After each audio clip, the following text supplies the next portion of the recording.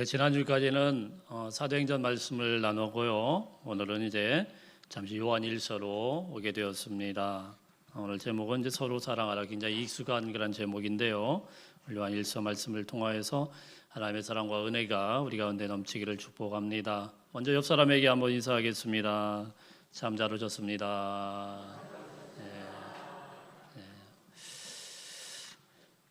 얼마 전에 기사에 난 이야기인데요.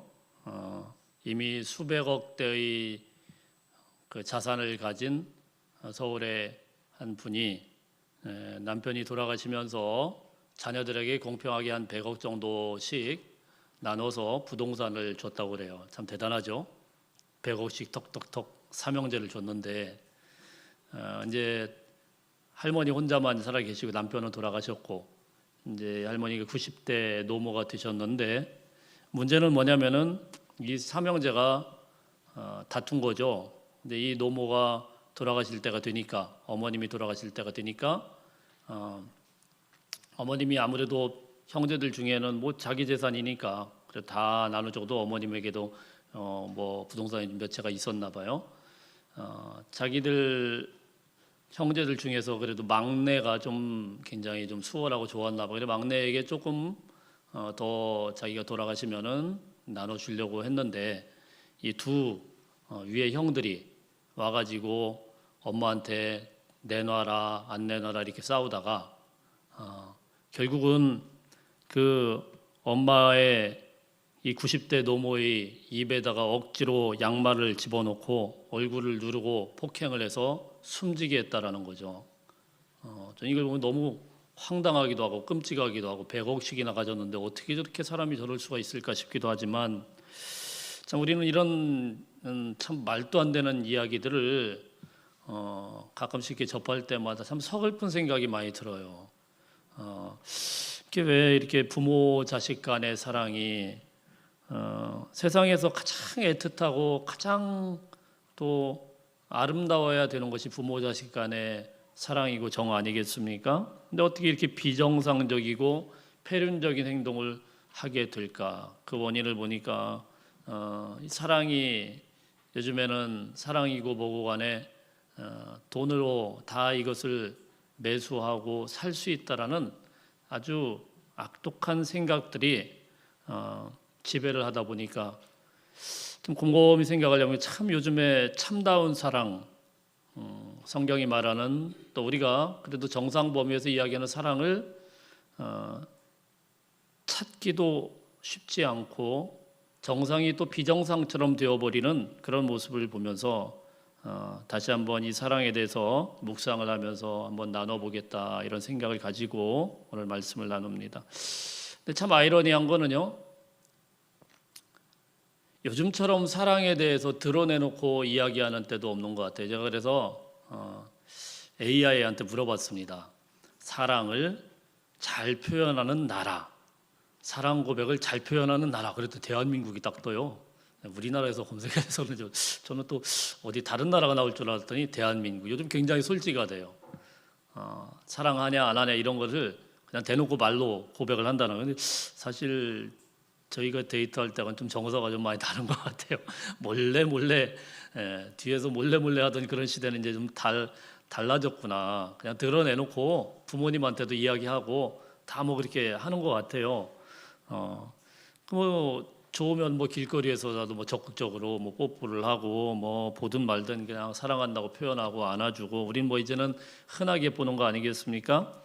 노래 가사를 보면 얼마나 솔직하게 사랑하는 마음들을 이야기하고 고백하는지 뭐 사랑해 뭐 애절하게 얼마나 고백을 하는지 솔직히 좀 저도 이제 기성세대라는 생각이 드는 게 좀 부러워요. 저렇게까지 고백을 할 수 있는 그런 젊은이들의 모습을 보면서 근데 이렇게 사랑 고백이 많아지고 사랑한다라는 말이 참 많아지는 그런 내면에 한편 생각을 해보면 진정한 사랑이라는 것이 우리가 찾기가 좀 어려워서 자꾸 말로만 이렇게 하고 말로만 또 사라지고 이런 모습은 아닌가라는 생각을 좀 하게 됩니다. 그래서 현대인들은 사랑 고백이 그렇게 많은데도 불구하고 마음 한켠에 항상 사랑에 대한 갈망이 있다라는 것이죠. 진정한 사랑을 받아보고 하는 것, 이것만큼 고귀한 것이 없는데 그런 우리들을 향해서 오늘 성경은 정말 가슴을 찌르는 한마디 외침을 합니다. 사랑은 여기 있으니. 사랑은 여기 있으니. 요한은 마치 이렇게 사랑을 갈구하고 있는 사람들에게 기다렸다는 듯이 강렬한 메시지를 외치고 있어요. 당신들이 그렇게 그토록 갈구하는 사랑은 어디 있느냐? 바로 여기에 있다. 시간이 지나도 상관없이 가슴속에 남아있는 온전한 사랑, 그 사랑이 여기 있다라고 외치고 있는 것입니다. 사랑은 여기 있습니다. 이렇게 외치는 사람이 다른 제자가 아니고 요한이기 때문에 훨씬 더 우리 마음에 깊숙이 와닿는 메시지인 것입니다. 요한은 여러분들도 알다시피 예수님의 12제자들 중에 유일하게 마지막까지 오랫동안 생존했던 제자입니다. 그런데 그가 썼던 서신들 중에 가장 마지막 노년에 숨지기 얼마 전에 썼던 서신이 바로 요한 서신들입니다. 이 요한 서신의 요한 1서, 오늘 이 서신의 전체 주제가 한마디로 해보라고 하면 바로 사랑일 것입니다. 사랑 하도 외쳐서 요한을 사랑의 사도다라고 별명을 불러서 우리는 부르고 있습니다.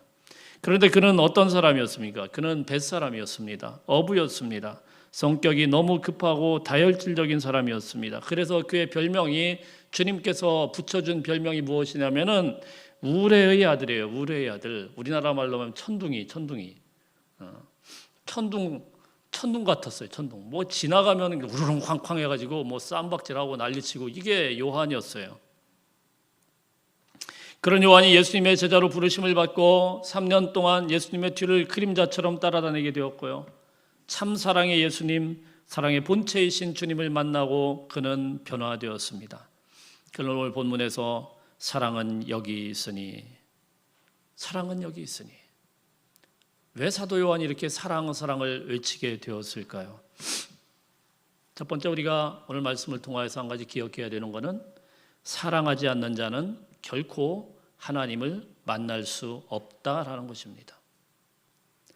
본문 오늘 4장 7절부터 5장 3절까지 굉장히 긴 내용인데요. 긴 내용 같지만 그렇게 길지는 않습니다. 근데 이 구절이 요한 1서의 전체 주제라고 볼 수가 있는데요. 이 18절 정도에서 사랑이라는 단어와 하나님이라는 단어가 각각 34번이나 반복을 하고 있어요. 그러니까 이 말은 뭐예요? 계속 반복해서 이야기한다는 것은 이거 외에는 할 말이 없다라는 이야기예요. 요한이 생각할 때, 자기가 인생을 통틀어서 생각해보고 교회들에게 이야기할 때 꼭 해야 되고, 다른 말 필요 없고, 이 말 외에는 할 말이 없다는 거예요. 하나님 사랑, 하나님 사랑. 하나님은 사랑의 본체이시다. 이 말씀을 하기 위해서 18절을 할애를 해가지고요, 무려 세보니까 34번을 반복을 하고 있어요. 우선 7절 8절로 한번 읽어볼까요? 7절 8절 시작. 사랑하는 자들아, 우리가 서로 사랑하자. 사랑은 하나님께 속한 것이니 사랑하는 자마다 하나님으로부터 나서 하나님을 알고, 사랑하지 아니하는 자는 하나님을 알지 못하나니 이는 하나님은 사랑이심이라. 아멘. 하나님은 사랑이심이라. 즉 사랑하는 사람은 하나님을 알고, 사랑하지 않는 사람은 하나님을 알 수 없대요. 무슨 말씀이냐면은 하나님을 알아가는 데는 사랑이라는 방법 외에는, 사랑의 길 외에는 다른 길이 없대요. 아무리 대단한 일을 해도 사랑하지 않는 사람은 하나님을 알지 못하는 겁니다. 아무리 위대한 일을 해도 사랑 없이 하는 것은 하나님의 영광을 가리우는 것입니다. 이 말씀을 우리가 종합해서 쭉 해서 결론은 무엇입니까? 하나님을 가장 닮은 사람은 어떤 선한 일을 하고 어떤 위대한 일을 하고 어떤 대단한 일을 하는 것이 아니고, 사랑하는 사람이 하나님을 가장 닮은 사람이고 하나님을 가장 잘 표현하고 나타내는 인생을 살고 있는 것입니다. 하나님은 사랑이십니다. 제가 고등학교 때 공부하려고 이제 옛날에 독서실이 있지 않습니까? 요즘엔 뭐 스터디 카페 이래 가지고 아주 멋있더라고요. 근데 독서실 가면은 이렇게 조그마한 데 이게 쪼르륵 앉아 있거든요. 거기는 별별 사람들이 다 있습니다. 물론 저희 같이 그 수능 앞두고, 옛날에는 수능이 학력고사였죠. 그거 앞두고 이제 온 그런 이제 수험생들도 있고, 그 외에 이제 아저씨들이 가끔 옵니다. 아저씨들이 뭐 이제 공부하려고 오는데, 그 중에 어떤 형님이 하나가 이제 예비역 형님이 하나 있었어요. 그러니 그 형님하고 이제 좀 친해져 가지고 이야기를 하는데, 이분은 이제 해병대를 갓 제대하고 얼굴도 그냥 우락부락하게 생기고, 진짜 군인 정신이 딱 박힌 그런 형님이었어요. 근데 이 형님이 잠깐 이제 친해지니까 나와라 그러더니 이제 자기가 담배 한 대 딱 피고는 커피 한 잔 이렇게 나누면서 이렇게 이야기를 하는데, 뭐라고 하냐면은, 자네 거미를 산채로 먹어봤나? 이럽니다. 아니, 거미를 누가 산채로 먹어요? 그 무슨 얘기를 하나 그랬더니, 뭐 거미를 이제 거미를 누가 먹겠습니까? 여러분, 거미 먹어봤습니까? 예. 그것도 뭐 산채가 아니고 누가 삶아라도 먹겠어요? 거미를 누가 먹어요? 그래서 아니, 그걸 누가 먹냐고, 안 먹는다고 그랬더니 자기가 이제 무용담을 이야기하는 겁니다. 해병대 생활을 할 때 해병대에서 생존 훈련이라는 걸 위해서 딱 떨어뜨려 놓는데요.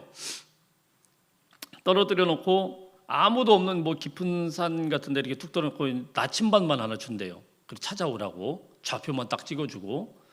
그러면은 뭐 이걸 해봤어야죠. 그러니까 이리저리 헤매다가, 산을 막 헤매다가 뱀도 잡아먹고 닥치는 데 다 잡아먹는데, 뱀도 잡아먹고 개구리도 잡아먹고 막 이러는데, 한 번은 너무 배가 고프니까 거미가 있더라는 거예요. 근데 불 피우면 안 된대요. 불 피우면 또 적진한테 노출된다 막 이래가지고 안 피우니까 거미를 생으로 먹었다는 거예요. 제가 그래, 해병대 그러면은 어떤 인상이 돼요? 해병대는 거미를 생으로 먹는 사람들이구나, 이 생각이 딱 박힌 거예요. 아, 해병대는 거미 잡아먹는 사람이구나. 어릴 때 딱 그게 박혀가지고 군대 가야 될 때 해병대 간다 그러면은 뭐 거기에 대해서 생각도 안 했습니다. 나는 해병대 가면 잘못하면 거미 잡아먹어야 되는구나. 무슨 말씀을 나누고 싶냐면은요, 우리가 예수 믿는 사람이다 이랬을 때, 예수 믿는 사람들이라 이렇게 얘기했을 때 사람들이 뭐라고 이야기를 할까요? 사람들이 뇌리 속에서 예수 믿는 사람들은 이런 사람이다라고 이야기할 때 무엇을 가지고 이야기를 할까요? 교회 다니는 사람이라고 이야기했을 때 사람들의 뇌리 속에서 어떤 생각이 떠오르게 될까요? 예수 믿는 사람들이 참 똑똑하다. 예수 믿는 사람들이 참 부자가 되더라. 예수 믿는 사람들이 건강하더라. 예수 믿는 사람들이 착하더라. 여러분, 이것은, 이런 것들이 그들의 머릿속에 기억된다고 하면 예수를 헛믿는 거예요. 왜냐하면 이런 것은 예수님의 속성이 전혀 아니기 때문입니다. 예수님을 닮아 나갔는데 부자가 되었다. 예수님을 닮아 나갔는데 굉장히 건강하다. 이런 건 예수님의 속성이 아니에요. 예수님은 어떤 분이십니까? 한마디로 예수님은 사랑이십니다. 사랑의 본체라는 거예요. 그래서 우리가 구원받게 된 유일한 이유는 이해할 수도 없는 하나님의 사랑 때문이었다라는 것입니다. 도저히 세상에서 사람들이 시도조차 할 수 없었던 그 사랑이 일방적으로 하나님으로부터 베풀어졌다라고 오늘 성경이 말씀을 하는데, 10절 말씀 한번 같이 읽어볼까요? 10절 말씀 시작. 사랑은 여기 있으니 우리가 하나님을 사랑한 것이 아니요 하나님이 우리를 사랑하사 우리 죄를 속하기 위하여 화목제물로 그 아들을 보내셨습니다. 하나님의 순도 높은 100% 사랑이 우리 위에 그냥 부어진 거예요. 그러므로 사랑을 빼놓고 주님과 우리의 관계를 이야기하고 설명할 방법은 전혀 없습니다. 여러분, 정말 고귀하고 숭고한 사랑을 실천하는 사람들을 볼 때 사람들은 흔히 뭐라고 합니까? 저 사람은 살아있는 예수다라고 이야기를 해요. 그렇죠? 정말 사랑 많은 사람들에 대해서 이야기할 때는 저 사람은 살아있는 예수다 이렇게 이야기를 하지, 대단한 부자가 되었다거나 대단한 일을 이룬 사람을 갖다가 저 사람은 예수와 닮았다 이렇게 이야기하는 사람은 아무도 없습니다. 그러므로 여러분, 예수 믿는 사람들이 그리스도인들에게 기대하는 사람들의 기대는 딱 한 가지예요. 예수를 닮아서 저 사람이 사랑하고 있는가, 이거 하나 기대하고 있다는 겁니다. 요한일서는 5장의 짧은 성경이지만 참 여러 주제들을 다루고 있습니다. 하나님이 과연 어떤 분이신지, 예수 그리스도는 또 어떤 분이신지, 그리고 옛 계명은 무엇이고 새 계명은 무엇인지, 하나님의 영과 적그리스도의 영들은 또 어떤 것인지, 이런 많은 교리적인 이야기들을 실제적으로 다루고 가르치고 있는 성경이 요한일서인데요. 이런 많은 교리들 가운데서 딱 5장 중에서 4장, 5장 두 장을 하려 해가지고 어떤 이야기를 하냐면 그 긴 장에 대해서는 딱 사랑에 대한 이야기만 하고 있어요. 사랑밖에 없다. 사랑밖에 없다. 사랑하는 자들아 서로 사랑하자. 사랑하는 자들아 사랑은 하나님께로부터 난 것이니 사랑하는 자들아 하나님께 속한 자마다 사랑해야 된다. 반복해서 사랑할 것을 이야기하고 있습니다. 왜 이렇게 반복해서 서로 사랑하라고 이야기를 했을까요? 아마도 요한은 이 주제를 이야기를 하면서 한 날이 기억이 났을 것입니다. 그것은 언제냐면 주님께서 십자가에 달려 돌아가시기 바로 전날 밤, 요한복음 13장부터 17장까지는 그 긴 장을 보면 우리 주님께서 십자가에 돌아가시기 바로 전날 밤 만찬을 베푸시고 제자들에게 들려주신 말씀, 그것도 한마디로 요약을 해보면 서로 사랑하라는 말씀이었기 때문입니다. 요한복음 13장 34절 35절 제가 읽습니다. 새 계명을 너희에게 주노니 서로 사랑하라. 내가 너희를 사랑한 것 같이 너희도 서로 사랑하라. 너희가 서로 사랑하면 이로써 모든 사람이 내 제자인 줄 알리라. 우리 주님이 제자들에게 들려주신, 내일 십자가 지시기 바로 직전에 제자들에게 들려주신 그 소리를, 그 음성을 요한은 평생 가슴에 간직할 수밖에 없었어요. 서로 사랑하라. 내가 다시 말하노니 너희는 서로 사랑하라. 세상이 너희를 대적할 것이고 너에게 시련이 닥쳐올 것이고, 하지만 너희는 서로 사랑해야 된다. 그로써 세상은 너희가 내 제자임을 알게 될 것이다. 너희가 참 제자이고 하나님의 자녀라는 사실을 드러낼 수 있는 방법은 이거밖에 없다라고 우리 주님은 거듭 강조해서 말씀을 하신 것입니다.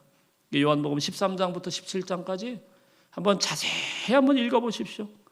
주님이 얼마나 애절하게, 얼마나 구구절절 제자들에게 이 사랑의 중요함을 말씀하셨는지 한번 읽어보시면은 우리는 정말 우리의 지식 수준이 아무리 낮다고 하더라도 너무 잘 이해가 돼요. 아, 이거는 주님께서 사랑하라는 이야기구나. 주님께서 제자들에게 하신 한마디는 사랑하라는 이야기구나. 예수님께서 이 긴, 그리고 가장 중요한 시간에, 이 긴박한 시간에 그 긴 말씀을 준비하면서 이것을 왜 거듭 말씀을 하셨을까요? 한마디로 서로 사랑하라라는 말씀은 주님의 유언장의 내용이라는 사실입니다. 그리고 예수님은 그 말씀을 하시고 난 다음에 그냥 말로만 하신 것이 아니고 십자가에서 친히 주님께서 우리들 인류를 사랑하신 그 사랑을 몸소 보여주셨다라는 사실입니다. 진실로 사랑은 죽음까지도 초월한다는 것을 몸소 보여주셨고, 그 모든 것들을 듣고 본 요한이었기 때문에 그가 노년이 되어 그가 사랑하는 교회들에게 들려주시는 말씀에서도 똑같이 서로 사랑하라라는 것을 반복적으로 들려줄 수밖에 없었다라는 사실입니다. 20세기의 가장 훌륭한 설교자로 꼽히는 로이드 존스 목사님은 이것을 해석하면서 이렇게 이야기했습니다. 서로 사랑하라는 것은 기독교 신앙을 판별하는 중요한 시금석이다, 이렇게 말씀했습니다. 서로 사랑하는 것은, 그거는 신앙이 있는 교회라는 거예요. 서로 사랑하는 교회는 정말 신앙이 좋은 교회이고, 사랑하지 않는 교회는 신앙이 없다라는 거예요. 그걸 판별하는 기준이 서로 사랑하느냐 아느냐, 이걸로 판별할 수가 있다 이야기했습니다. 사도 바울은 고린도전서 13장에서 내가 사람의 방언과 천사의 말을 할지라도 사랑이 없으면 소리나는 구리와 울리는 꽹과리가 되고, 내가 예언하는 능이 있어 모든 비밀과 모든 지식을 알고 또 산을 옮길 만한 모든 믿음이 있을지라도 사랑이 없으면 내가 아무것도 아니요, 이렇게 고백했습니다. 사랑하는 성도 여러분, 서로 사랑하십시다. 우리가 서로 사랑할 때 비로소 예수님의 참 제자가 될 수 있습니다. 마태복음 24장 13절 말씀에 보면 말세의 징조에 대해서 예수님이 말씀하시면서 한마디로 요약을 합니다. 불법이 성함으로 많은 사람의 사랑이 식어지느니라. 말세의 징조는 딱 한마디로 요약했어요. 많은 사람의 사랑이 식어진대요. 사랑이 식어지는 건 뭐라고요? 불법이래요. 불법. 하나님의 법이 아니래요. 요즘 우리가 살아가는 이 세상을 정확하게, 이것보다 더 정확하게 묘사하는 것이 없는 것 같아요. 불법이죠. 부모와 자식 간의 사랑은 이거 너무나도 지극히 당연한 건데 어떻게 그런 일이 발생할 수가 있을까? 남편과 아내가 서로 맹세를 하면서, 그죠? 검은 머리가 팥뿌리가 되도록 우리 흔히 그러지 않습니까? 저는 아직 조금 그게 잘 용납이 좀 잘 되지는 않아요. 요즘 뭐 젊은 아이들이 참 좋아 보이긴 합니다만은 결혼식은 조금 그래도 좀 무게감이 있어야 된다라고 생각하는 사람 중에 하나입니다. 결혼식을 할 때 그냥 너무 아무런 그 무게감도 없이 그냥 뭐 좋다고 막 이렇게 춤추고 막 이렇게 하고 그냥 다 끝내버리고 너무 가벼운 거는 조금 그렇다고 생각해요. 왜? 하나님 앞에서 서약을 하는 거니까. 물론 그렇게 하고 나서도 나중에 상황에 따라서 어떻게 될지 그건 어떻게 장담할 수 없지만 적어도 우리가 결혼을 할 때는 남자와 여자 같이 만나서 결혼을 하고 같이 살 때는 그 사람에 대해서 내가 적어도 그 사람에 대해서는 정말 사랑하겠다. 목숨을 다해서 사랑하겠다. 이런 마음으로 살아야 되지 않겠습니까? 나중에 변할지라도 변하지 않아야 되겠지만 왜 우리가 이런 말을 가지고 이렇게 가슴 아프게 해야 됩니까? 이게 불법이란 말입니다. 불법이 성함으로 많은 사람들의 사랑이 식어지니라. 사랑의 불은 가면 갈수록 활활 타올라야 되는데 사랑의 불이 처음에는 불꽃처럼 타올랐다가 많은 사람들이 점점 말세가 되면서 식어지고 오랫동안 부부 생활을 하고 오랫동안 같이 관계를 가지면서 서로 더 뜨거워지고 더 활활 타올라야 되는 그런 관계인데 가면 갈수록 식어지고 냉랭해지고 각방 생활하고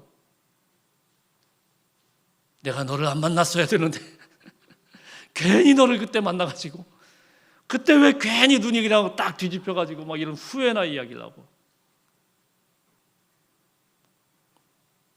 이런 때일수록 여러분 우리가 바른 신앙 안에 서게 되는 것은 다른 것이 아니고 서로 사랑하는 것입니다. 그리스도인으로서 회복해야 되는 것은 무엇보다도 뜨겁게 사랑하는 것입니다. 옆 사람에게 우리 한번 고백하십시다. 사랑합니다. 사랑합니다.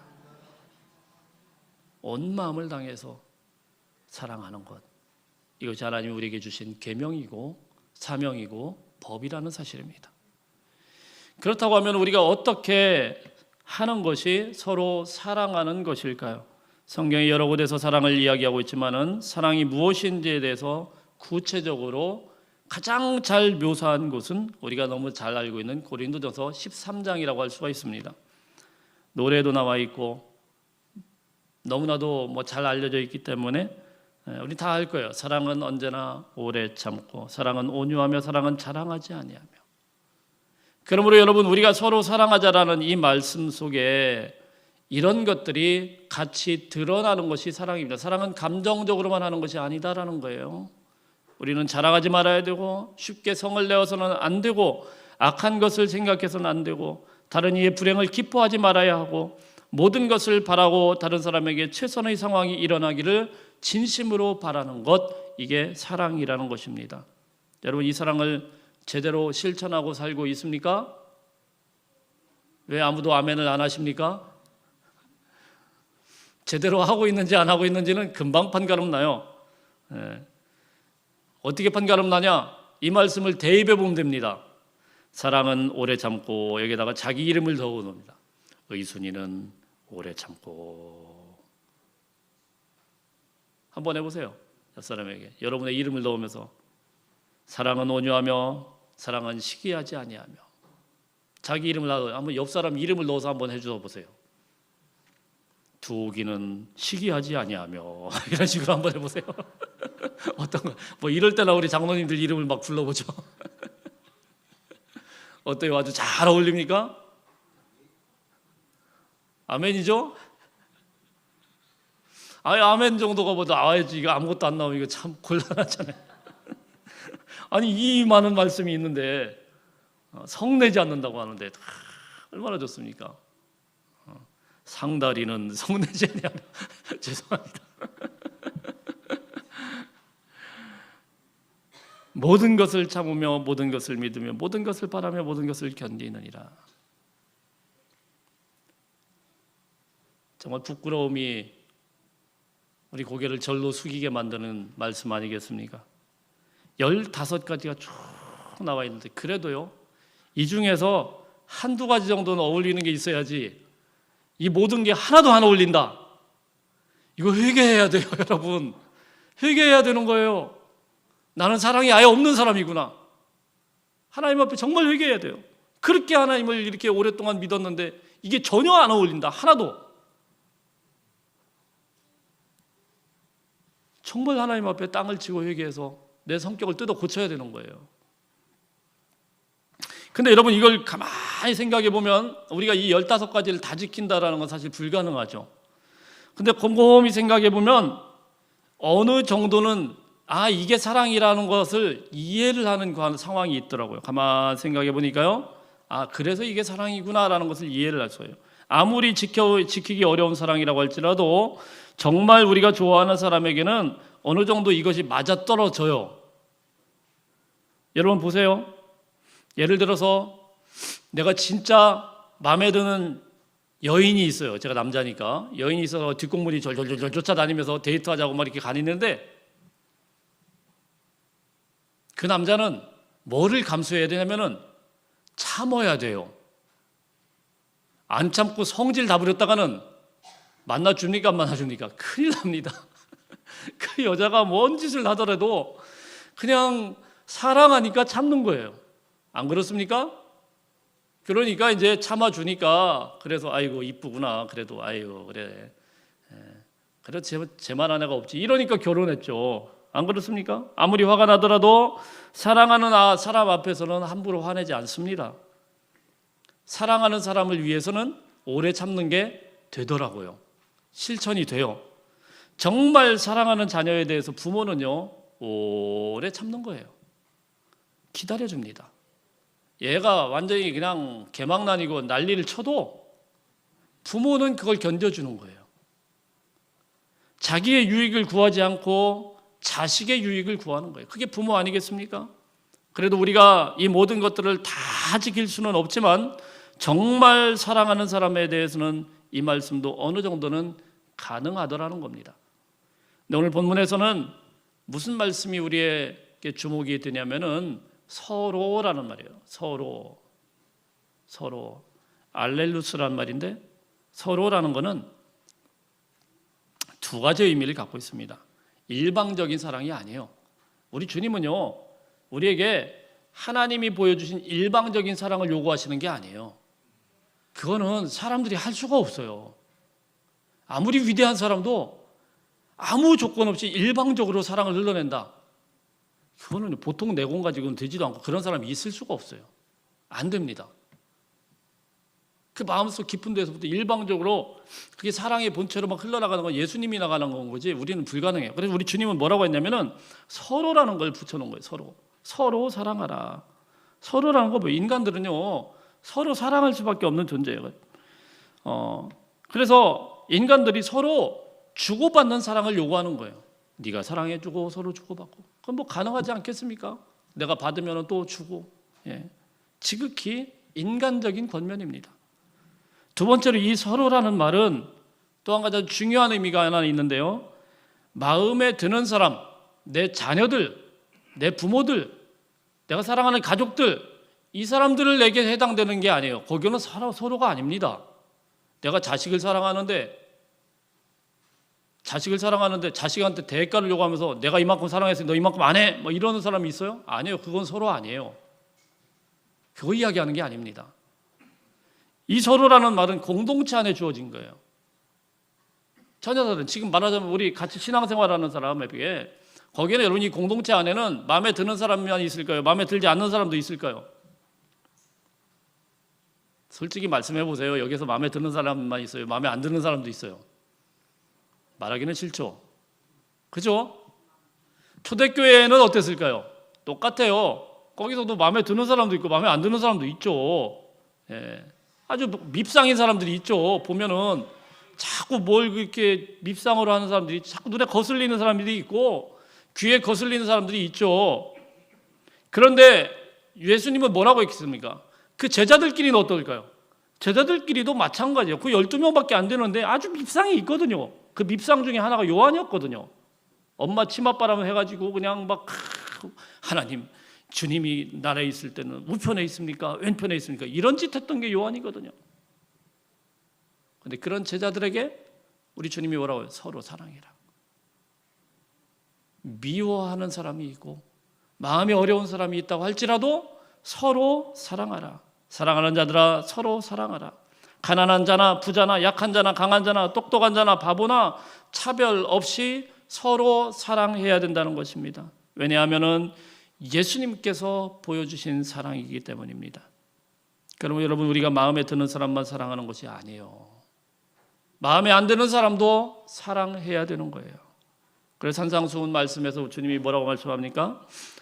마태복음 5장 46절에 내가 너희를 사랑하는 자를 사랑하면 무슨 상이 있으리요 이랬습니다. 사랑스러운 사람을 사랑하는 거는요, 누구나 다 할 수 있는 거예요. 내 마음에 드는 사람한테 사랑을 베푸는 거는요, 누구나 다 할 수 있는 거예요. 누구나 다 할 수 있는 거예요. 목회가 참 어려운 것 중에 하나가 뭐냐면요, 목사님의 마음에 어떨까요? 아이, 목사님인데 그렇지 않겠지. 다 똑같지. 아닙니다, 여러분. 그렇지 않아요. 목사님의 마음도 흡족하게 만드는 사람이 있고 그렇지 않은 사람도 있어요.